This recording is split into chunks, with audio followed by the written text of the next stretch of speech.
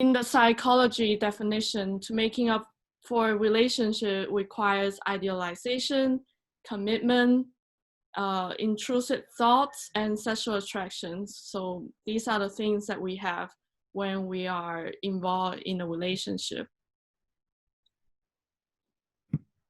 And so we mainly talked about the social exchange theory, which is we believe that we're all selfish when we are in relationship, try to calculate cost benefits and always trying to maximize our benefits and minimize the cost. And the relationship outcome, the formula is our reward minus the cost. So whatever that we get and whatever that we give away.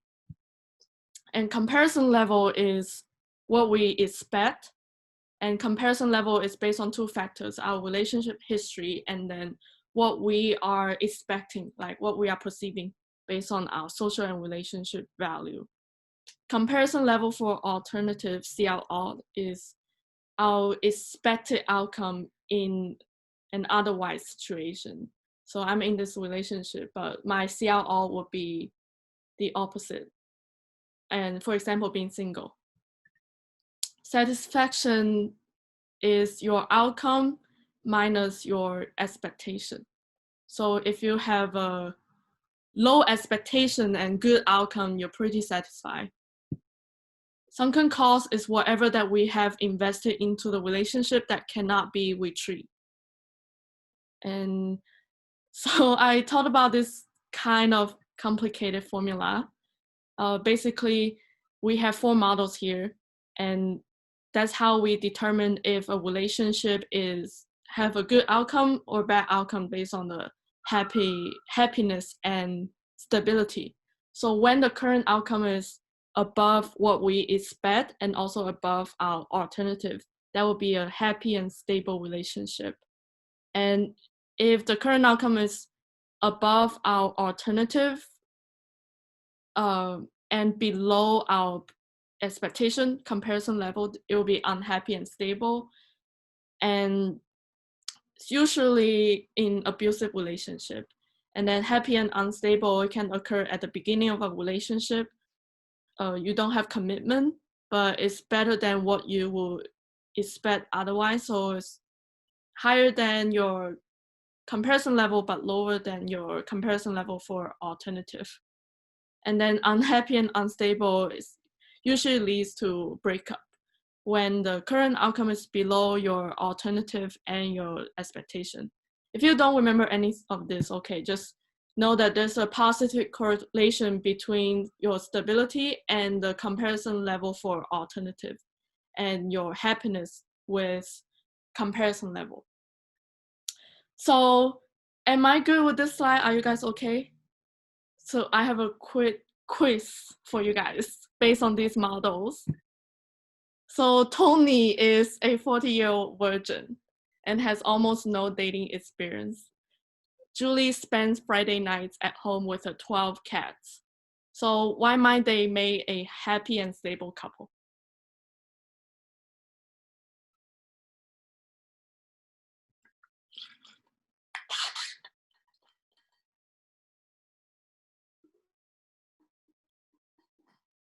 So all we need to look at is, what's this? CLR and CL. So somebody said B. Why?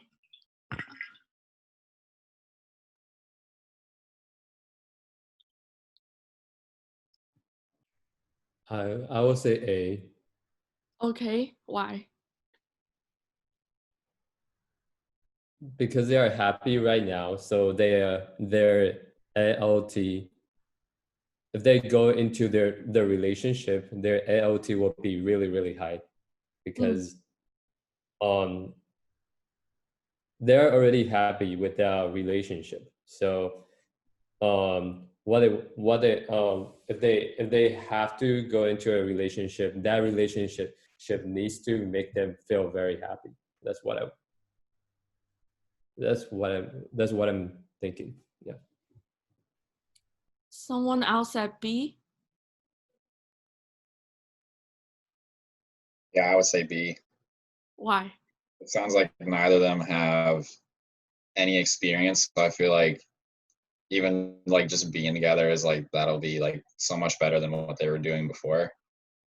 So Yeah. they'll just be like, that's good. I will agree with John. I don't think there's, standard answer, but let's just all agree that they will not get hit on all the time.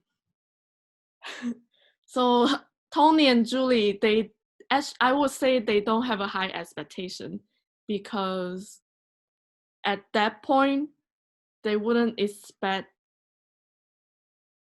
you know what I'm saying? Like, he's a 40-year-old virgin and Julie just spent her Friday nights at home with her 12 cats. And because they don't have a high CLR, so their CLR would be being a virgin at 40 years old and then spending Friday nights with her cats. So I would say 2 answers are both valid if you want to argue about it. Yeah, good job, guys. So let's move on to relationship part 2. We're gonna look into some neurobiological basis of relationship. And yeah, how many of you will agree that relationship is complicated? So don't blame me if my slides get complicated. Well, first of all, I want you guys to imagine yourself being in this scenario, that you are riding one of these roller coasters. And I want you to pay attention to how would you feel physiologically and your psychologically.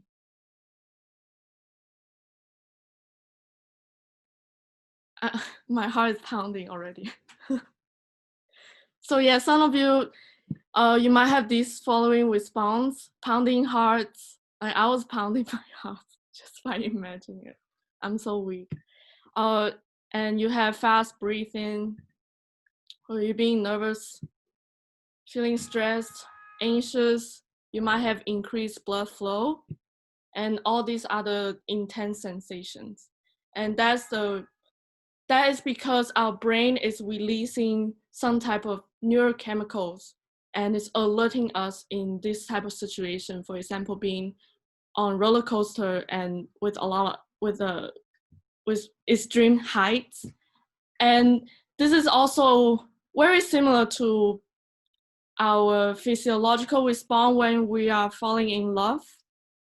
So today we're gonna look at some of the neural basis of romantic love and what's happening in our brain. Again, this is going to be overly simplified because I don't want to get too complicated with neuroscience, but when we're in love, our body is experiencing changes of level in oxytocin, vasopressin, testosterone level, estrogen, and we might have losing our appetite, sleep, and we have increased serotonin, dopamine, and all these other factors. And all of this is happening at once. So yeah, first of all, I want to introduce this triangular theory of love by Robert Sternberg. And before I introduce you the model, here are some of the terms. So the intimacy, and I'm just quoting Robert. So intimacy, this is not physical intimacy, but the feelings of closeness, wanting to connect with somebody. So we can have intimacy with friends by getting to know somebody. And passion is referring to sexual attraction, physical attraction. And commitment can mean 2 different things. In a short-term content, commitment is you want to make a conscious decision to get to know somebody. And in the long term, which is the universal understanding of commitment, that you want to commit to somebody to be in a relationship. So let's look at the model. There's a lot of things, but actually it's all made out of these 3.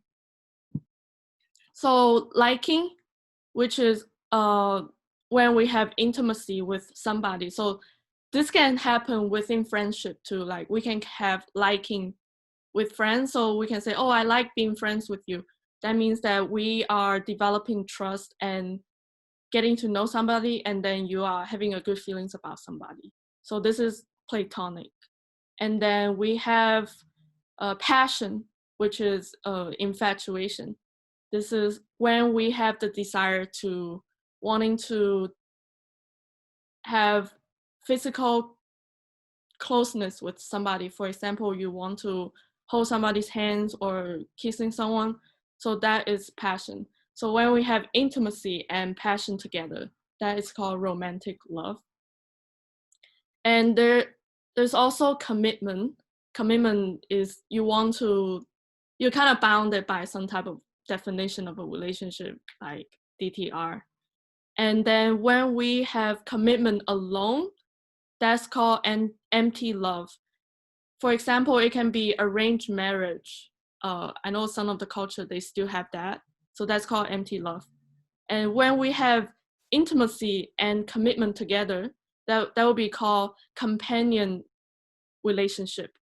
So usually this happens when romantic love progress, and a lot of people will experience companion love. So they don't feel like doing all the physical closeness anymore, like they don't feel attracted anymore, but as time progresses, intimacy increases because you get to know someone better and you are committed to somebody. So some people are experiencing this in their later stage of marriage or past the 7 year, I don't know. And another type of love is called vicarious love. This is when we have passion and commitment without intimacy. So this can look like you just met this person, you're madly in love with them, and then you just want to commit to them, but you barely know this person and you don't even have the foundation of friendship yet. So an example can look like, oh, I just met this person and I want to commit with you. Let's spend our honeymoon in Las Vegas. So it's very impulsive type of relationship.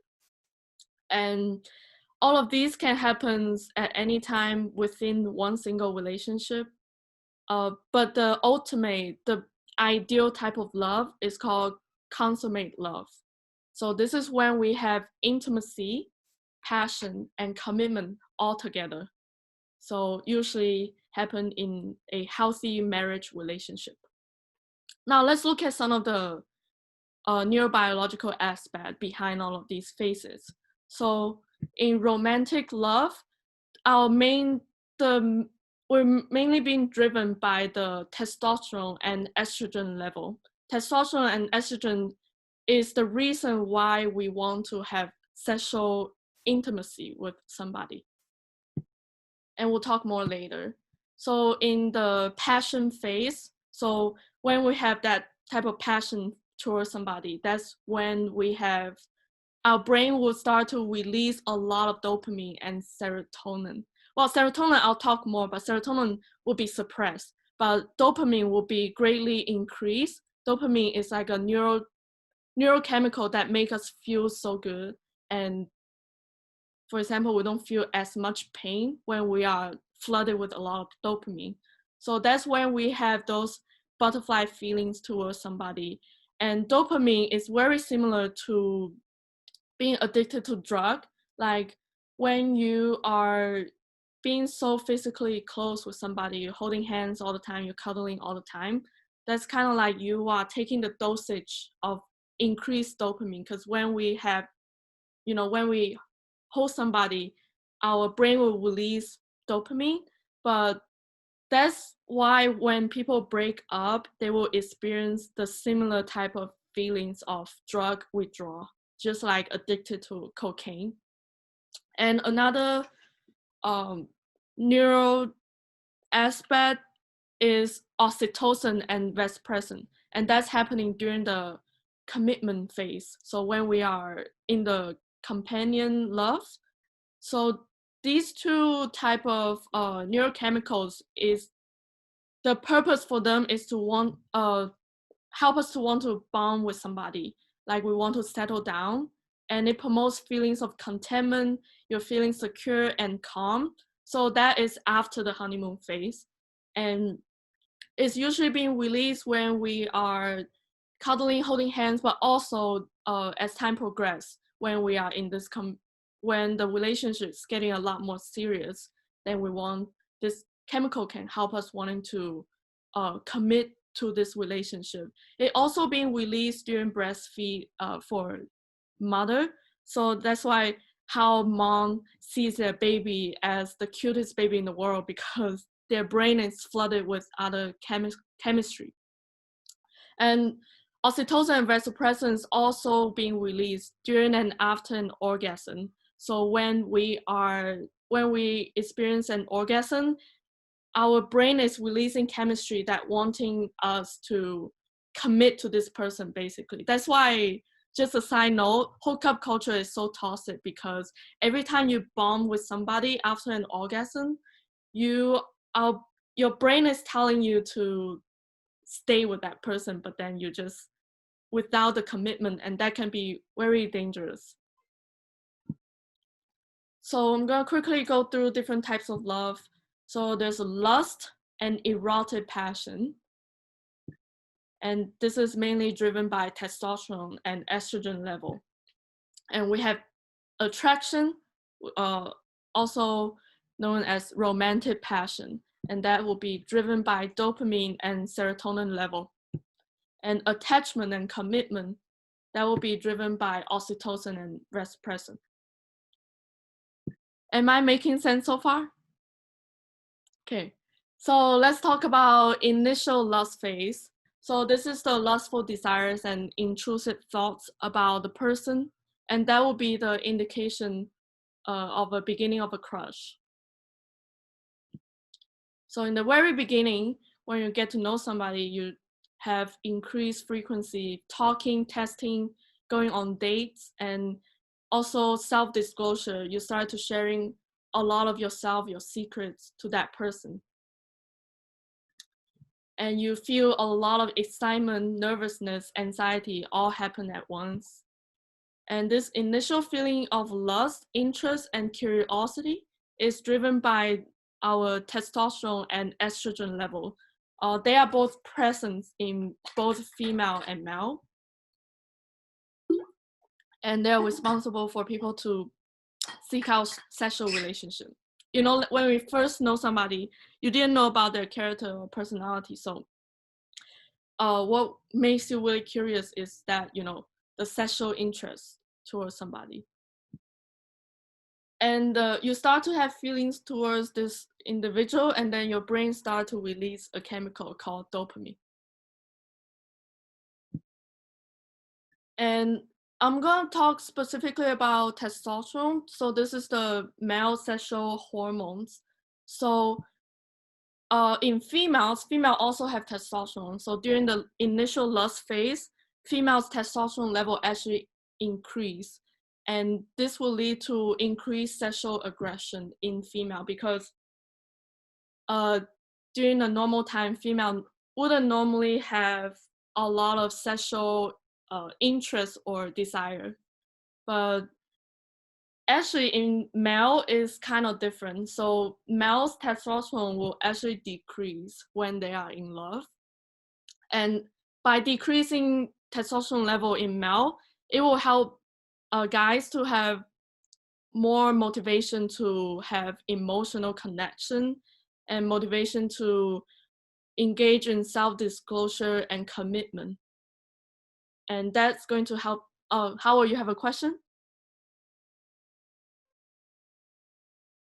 Okay. I mean, after we finish this slide, sorry. Yeah. Okay. And you can stop me if you have questions at any point. So yeah, so male testosterone level will actually decrease and female will increase. And male, because they are more likely to be sexual without commitment, no strings attached, than females, due to their naturally, they just have a higher levels of testosterone. So the evidence to see if a guy is falling in love is they will have decreased baseline level of testosterone, and that is the sign showing loyalty. And Howard, you have a question? Curious about what is sexual aggression? Okay, Sexual aggression. So when in female, when they're in love, the testosterone level increase. So normally female wouldn't think about sex. I know male will have a lot more thoughts about that, but female normally wouldn't if it's platonic. So during those phases, it's kind of like their brain is reminding us with the signs, the evidence will be sexual desire. That's when we know that we are falling in love with somebody, because we don't normally have those type of thoughts. But in males, it's kind of the opposite, because I feel like males always having those type of sexual desires and thoughts. So when those is being suppressed in male, they will be more likely to form emotional connection. But in female, we are naturally able to bond and have emotional connection and self-disclosure. Does that make sense? Okay. So it's more like male and female goes to the opposite. I mean, yes, because male, they naturally have a lot higher testosterone level, and we don't have a lot. Yes. So this is an interesting study. We're gonna look at, so we just looked at the testosterone level, how they differ in male and female, but they have one thing in common. So high levels of testosterone level drives sexual desire. So in this study, it looked at college basketball game, and they compares the participants who are winning the game and the participant, the losing fans.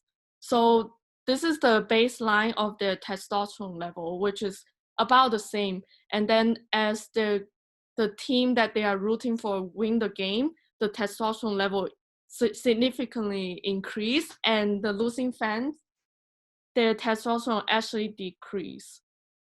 So watching our players win or lose has physiological consequences that can extend beyond just changes in our mood and self-esteem. So what's happened during Super Bowl game? They actually have Super Bowl baby 2014, and 2014 is when the Seattle Seahawks wins, and because of the testosterone level drives the sexual desires, a lot of people are being conceived on the night of Super Bowl. And similarly, they have Super Bowl everywhere. So I wonder this year, maybe they will have, our population will be decreased if Super Bowl was canceled. So move on to estrogen. Very straightforward. Estrogen is the primary female sex hormone. During the lust phase, we will have increased levels of estrogen that will play a role to help us to have longing for sexual physical closeness and a desire for sex.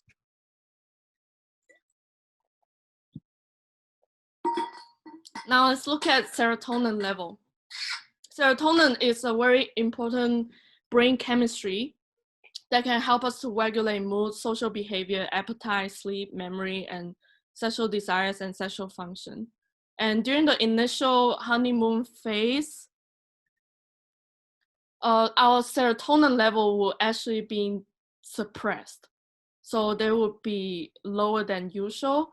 And then when serotonin level is being suppressed, we will be motivated to seek out and spend time with our bae. And the excitement and all the buttery and jittery feelings is also caused by the suppression of serotonin level. And before this scientific discovery, Plato had already made a conclusion that love is a serious mental disorder. And this study looked at OCD patient compares to those who are in love. So, so this graph, they have three types of groups. The first group would be those who are in love, and the second group is OCD patient, and the third group is healthy control. So they are neither in love nor they have OCD. And they compare the serotonin level. So healthy control is a lot higher. And in the group of people who are in love, they have about 625 on average. And those who have OCD, they are actually slightly higher, which surprised me. So those who are in love actually have the lowest serotonin level. So if you wonder why you lose appetite and you talk to somebody until 2 a.m. and the next day you just randomly wake up at 6 a.m., that's because your serotonin level is greatly decreased and you're experiencing what the OCD patients are experiencing. But no worries. The subject, after 12 to 8 months, they will just go back to the normal.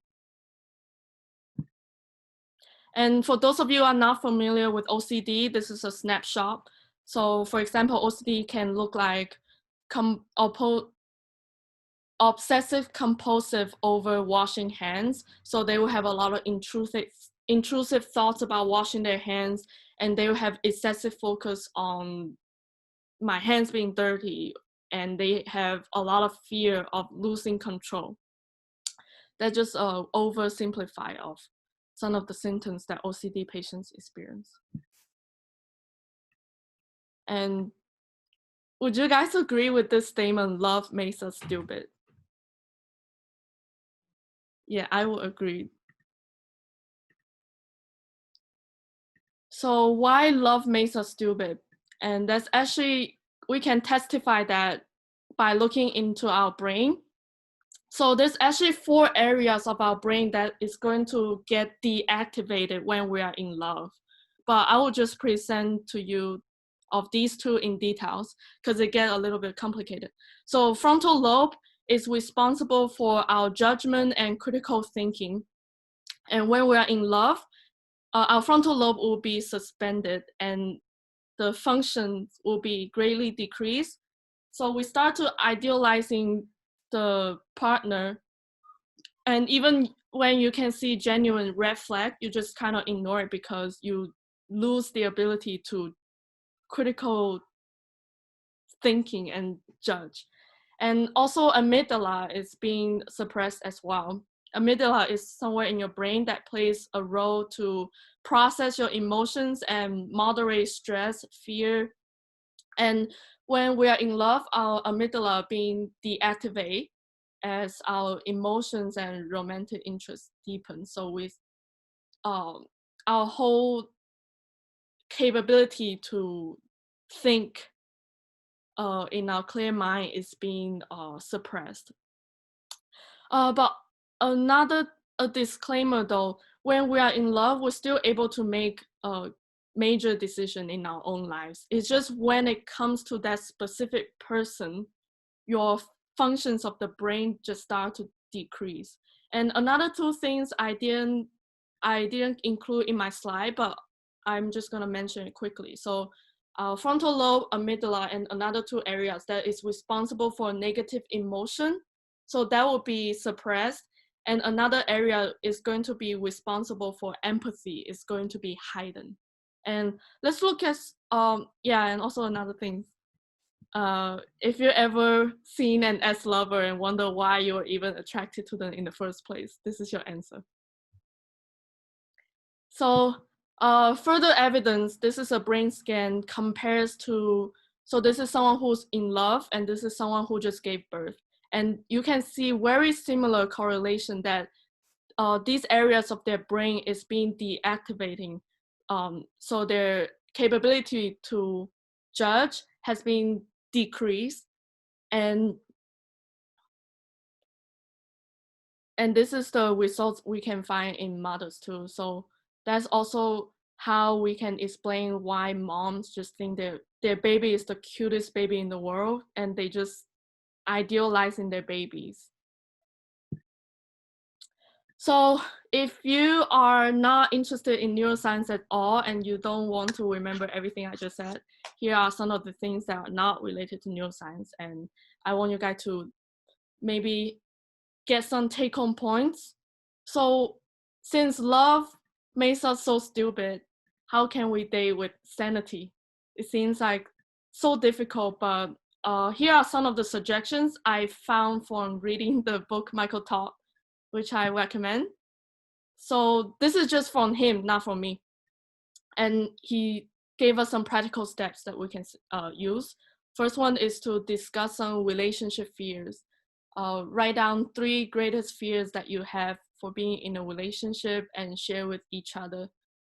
And also you can have some agreement on boundaries.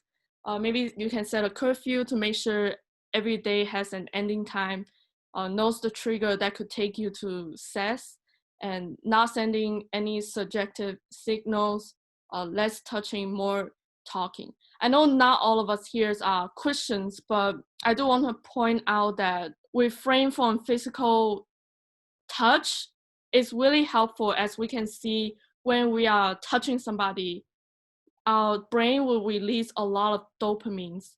And dopamine is kind of like a drug. And the more that we are in love, like our brain is releasing all these sorts of neurotransmitters that's going to impair our decision making. So even though you're not a Christian, you don't have a strong boundary on physical touch, but reframing from physical touch can also help you to evaluate that person with a clear mind, and not just for religion reason. And also you can have some focused conversation.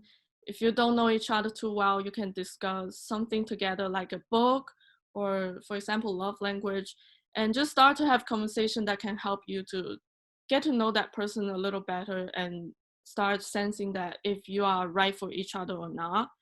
And yeah. And pay attention to patterns, not just commit to potential only, because it's very easy for us to try to justify that person. They have potential and they can grow out of that.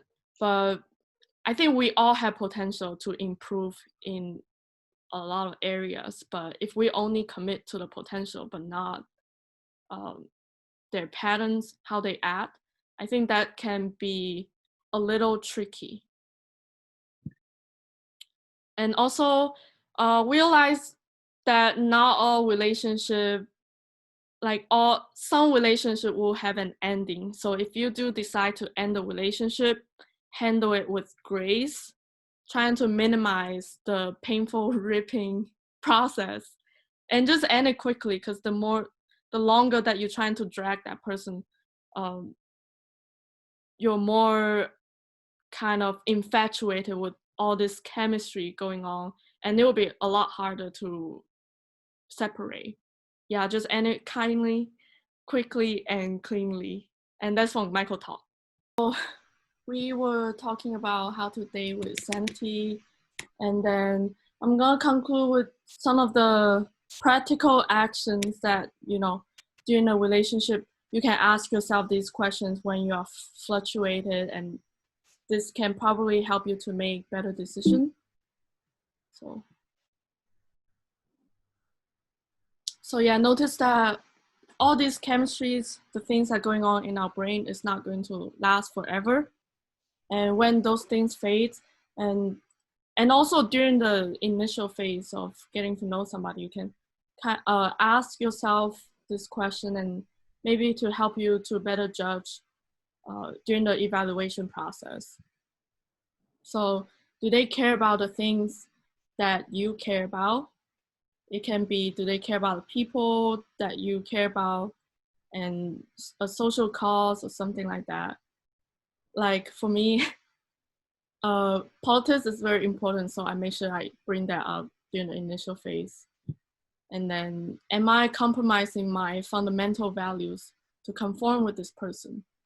I think this is kind of easy to see from a friend's perspective, but when we are in this situation, we tend to make a lot of excuses and trying to compromise and settle down and not looking at the red flags. And is this relationship pushing me towards my goal or blocking my progress? And I remember one time I was having a goal to do a test, but because I was very frustrated and it's blocking my progress and I actually failed the test at the end. So this is very important questions to ask yourself and know that what's your goal, and try not to let that person to step on your priority, because you're still independent person. And do we have the same qualities? So let's say someone with integrity or someone who's generous. If you want someone like that, you should also possess the same type of qualities, because someone who has integrity, of course they want someone who also has integrity. And are they being intentional and clear, or am I getting caught up in ambiguity and mind game? So if you find yourself constantly asking, what was this person doing, and you have to DTR in your brain, I think that could be a red flag if they're not being clear. And does the way that they talk, they live, and they listen matches with how they describe themselves? And does your value line up? And the list can go on, but these are just some of the suggestions that I have. And also I put 2 pictures here. It's the father and the mom. I know that when we date, we're not really, really think about the long term, but I think having this perspective is really helpful to think, is this person, can I imagine this person as a father figure to my child, or as a mother figure to my child? I think that can help us to be very rational when we are evaluating a relationship. And that's it. Let me know if you have any questions.